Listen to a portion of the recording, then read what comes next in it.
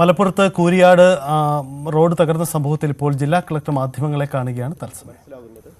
പക്ഷേ ഇത് സംബന്ധിച്ച് വിശദമായിട്ട് അന്വേഷിക്കുന്നതിന് വേണ്ടി ഒരു എക്സ്പെർട്ട് ഗ്രൂപ്പിനെ നാഷണൽ ഹൈവേ അതോറിറ്റി തന്നെ ഒരു ഇൻഡിപെൻഡന്റ് എക്സ്പെർട്ട് ഗ്രൂപ്പിനെ ചുമതലപ്പെടുത്തിയിട്ടുണ്ട്. എക്സ്പെർട്ട് ഗ്രൂപ്പ് 3 അംഗ എക്സ്പെർട്ട് ഗ്രൂപ്പ് നാളെ തന്നെ ഈ സ്ഥലം സന്ദർശിച്ച് നാളെ തന്നെ റിപ്പോർട്ട് സമർപ്പിക്കുന്നതാണ് എന്ന് പ്രതീക്ഷിക്കുന്നു. ഈ എക്സ്പെർട്ട് ഗ്രൂപ്പിന്റെ റിപ്പോർട്ട് ലഭിച്ച ശേഷം എന്ത് രീതിയിലാണ് മുൻകരുതലുകൾ എടുക്കേണ്ടത്, ഏത് രീതിയിലാണ് അവിടെ കൺസ്ട്രക്ഷൻ പൂർത്തിയാക്കേണ്ടത് എന്നുള്ള കാര്യത്തിൽ തീരുമാനമെടുക്കും. എന്തുകൊണ്ടാണ് സംഭവിച്ചത് എന്നുള്ളതും തീർച്ചയായിട്ടും എക്സ്പെർട്ടിൻ്റെ ഒപ്പീനിയൻ കൂടെ കണക്കിലെടുത്ത് മാത്രമേ മനസ്സിലാക്കാൻ സാധിക്കുകയുള്ളൂ. തീർച്ചയായിട്ടും ഇത്തരത്തിലുള്ള സംഭവങ്ങൾ ഉണ്ടാകാൻ പാടില്ല. ഇന്നലെ വലിയൊരു ദുരന്തമുണ്ടാകാതെ രക്ഷപ്പെട്ടത് ഭാഗ്യം കൊണ്ട് മാത്രമാണ്. ഒരു കാരണവശാലും ഇങ്ങനെയുള്ള സംഭവങ്ങൾ ഉണ്ടാവാൻ പാടില്ല. അപ്പം നാഷണൽ ഹൈവേ അതോറിറ്റി ഇങ്ങനെയുള്ള സംഭവങ്ങൾ ഉണ്ടാകില്ലെന്നും വളരെ സേഫായിരിക്കും എന്നുള്ള കാര്യത്തിൽ ഉറപ്പ് തന്നിട്ടുണ്ട്. ഈ ഭാഗത്ത് എന്ത് രീതിയിലാണ് ഫർദറായിട്ട് കൺസ്ട്രക്ട് ചെയ്യേണ്ടത് എന്നുള്ള കാര്യത്തിലും NHAI തീരുമാനമെടുക്കുന്നതായിരിക്കും.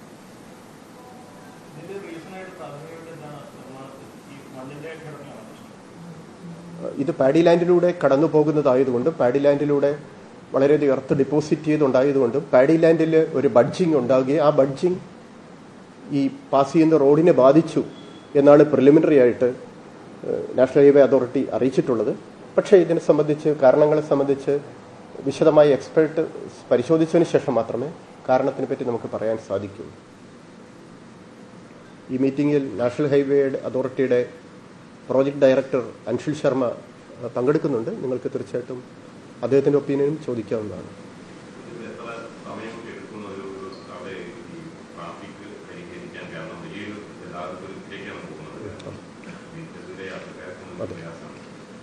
തീർച്ചയായിട്ടും ദീർഘദൂര യാത്രക്കാരെ സംബന്ധിച്ചൊരു വളരെ ബുദ്ധിമുട്ടുണ്ട്. അതുകൊണ്ട് ഡൈവേർഷന് വേണ്ടി പോലീസും RTOയും ചേർന്ന് അവരുടെ സജഷൻ നമ്മൾ ആവശ്യപ്പെട്ടിട്ടുണ്ട്.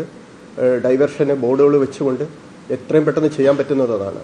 ഡൈവേർട്ട് ചെയ്യുന്ന റൂട്ടുകളിൽ പാർക്കിംഗ് ഒഴിവാക്കി സ്മൂത്തായിട്ട് പോകുന്നതിന് വേണ്ടി ആലോചിക്കും. നാളെ എക്സ്പേർട്ട് പരിശോധിച്ചതിന് ശേഷം ഡാമേജ് ആവാത്ത റൈറ്റ് ഹാൻഡ് സൈഡ്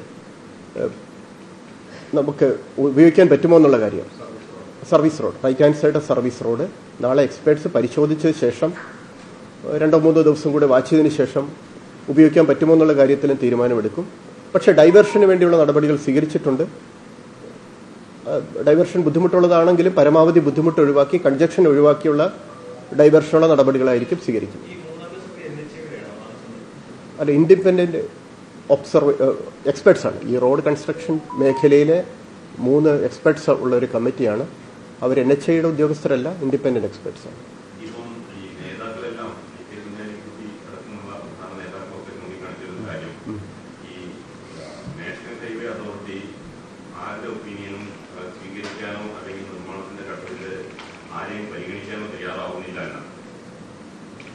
അതാണ് ഇങ്ങനെ ഒരു വീഴ്ചയ്ക്ക് കാരണം എന്ന് പറയുന്നത്. പലപ്പോഴും അത് ജില്ലാ വികസന സമിതിയുടെ ശ്രദ്ധയിൽ പലവട്ടം എടുത്തതാണ്, അത് ഒരിക്കലും പരിഗണിച്ചില്ല എന്നാണ് നേതാക്കന്മാരെല്ലാം ഉന്നയിക്കുന്ന കാര്യം. ബഹുമാനപ്പെട്ട MLAമാരും ജനപ്രതിനിധികളും ഉന്നയിക്കുന്ന പ്രശ്നങ്ങൾ പലപ്പോഴും വാട്ടർ ലോഗിങ്ങും കൺസ്ട്രക്ഷന്റെ ഭാഗമായിട്ട് ചില റോഡുകൾ തടസ്സപ്പെടുത്തി ഒന്നിലധികം സ്ഥലങ്ങളിൽ അണ്ടർപാസ് കൊടുക്കണം അല്ലെങ്കിൽ ഓവർപാസ് കൊടുക്കണം, ഇങ്ങനെയുള്ള പരാതികളാണ് പൊതുവെ ഉന്നയിക്കുന്നത്. അപ്പോൾ അണ്ടർപാസും ഓവർപാസും കൊടുക്കുന്നത് സംബന്ധിച്ച് നാഷണൽ ഹൈവേ അതോറിറ്റിക്ക് പ്രത്യേക സ്റ്റാൻഡേർഡ് ഉണ്ട്. അതനുസരിച്ച് മാത്രമേ സാധിക്കുകയുള്ളൂ. വാട്ടർ ലോഗിംഗ് എന്നുള്ള പ്രശ്നവും നമ്മൾ അഭിമുഖീകരിക്കുന്നുണ്ട് പല സ്ഥലത്തും. അതിന് പലതരം കാരണങ്ങളുണ്ട്. അപ്പോൾ തീർച്ചയായിട്ടും കൺസ്ട്രക്ഷൻ ശാസ്ത്രീയമായി തന്നെ ഏറ്റവും നല്ല രീതിയിലുള്ള കൺസ്ട്രക്ഷൻ തന്നെയാണ് നാഷണൽ ഹൈവേ അതോറിറ്റി ചെയ്യുന്നത് എന്ന് വേണം മനസ്സിലാക്കേണ്ടത്. പക്ഷേ ഇത്തരം സംഭവങ്ങൾ എങ്ങനെ ഉണ്ടായി എന്നുള്ളത് നമുക്ക് വിശദമായിട്ട് അന്വേഷിക്കേണ്ടത് ആവശ്യമാണ്.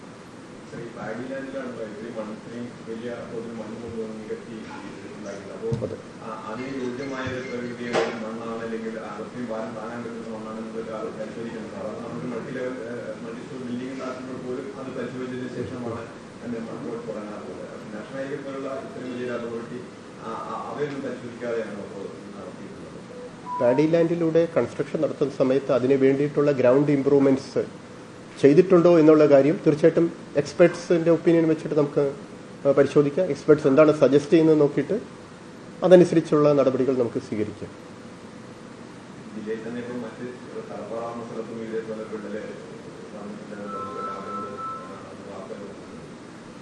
അതെ. തീർച്ചയായിട്ടും അതിൻ്റെ കാരണം അങ്ങനെ ഒരു വിവരം അറിഞ്ഞു. അത് പരിശോധിച്ചതിന് ശേഷം ഇപ്പോൾ പ്രോജക്ട് ഡയറക്ടർ തന്നെ അങ്ങോട്ട് പോയി അത് പരിശോധിക്കും. അതിനുശേഷം എന്താണ് കാരണമെന്ന് റിപ്പോർട്ട് ചെയ്യുന്നതനുസരിച്ച് നമുക്ക് നടപടികൾ സ്വീകരിക്കും. അതെ അതെ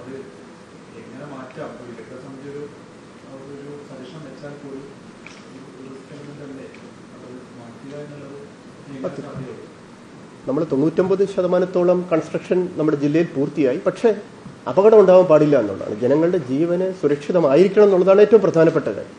അപ്പോഴൊരു പക്ഷേ കൺസ്ട്രക്ഷൻ എന്തെങ്കിലും റീഡൂ ചെയ്യണമെങ്കിൽ, മാറ്റി ചെയ്യണമെങ്കിൽ, വേറെ രീതിയിൽ വേണ ഒരു എഞ്ചിനീയറിംഗ് സജഷനാണ് തരുന്നതെങ്കിൽ അതും ചെയ്യേണ്ടി വരും.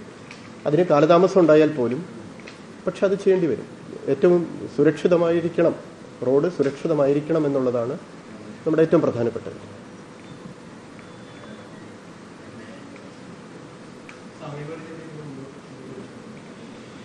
എക്സ്പെർട്സിന്റെ റിപ്പോർട്ട് ലഭിച്ചതിന് ശേഷം നമുക്ക് സമയപരിധി ഫിക്സ് ചെയ്യാം. എന്താണ് എക്സ്പെർട്ട് സജസ്റ്റ് ചെയ്യുന്നത് നോക്കിയിട്ട്, ഏത് തരത്തിലുള്ള കൺസ്ട്രക്ഷനാണ് ഇവിടെ സജസ്റ്റ് ചെയ്യുന്നത്, എന്താണ് റീസൺസ്, അത് പരിശോധിച്ച ശേഷം നമുക്ക് സമയപരിധി നാളെ സന്ദർശിക്കും.